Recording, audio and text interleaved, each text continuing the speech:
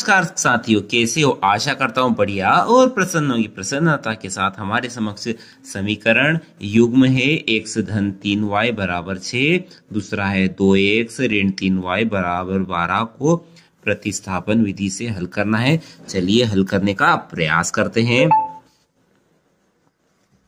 हल क्या है? प्रश्न समीकरण है x धन 3y बराबर 6, दूसरा समीकरण है 2x minus 3y equal to 12।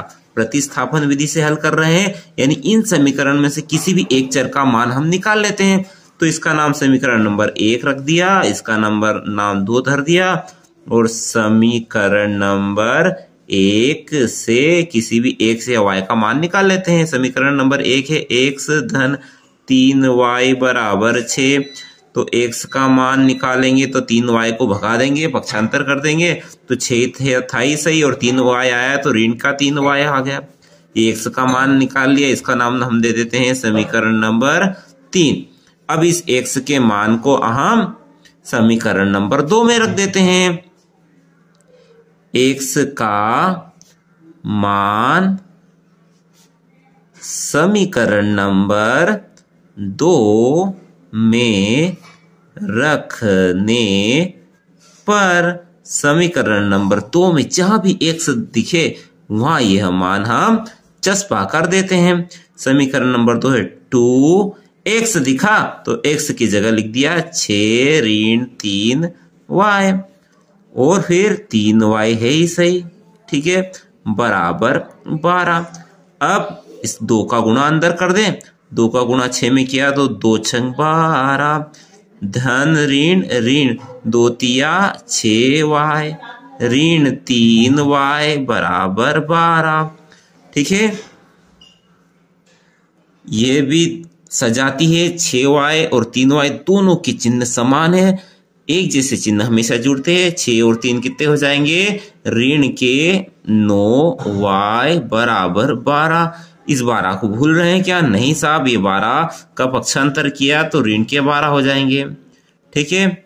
और 12 में से 12 गया तो कितने बचेंगे? 0। तो ऋण के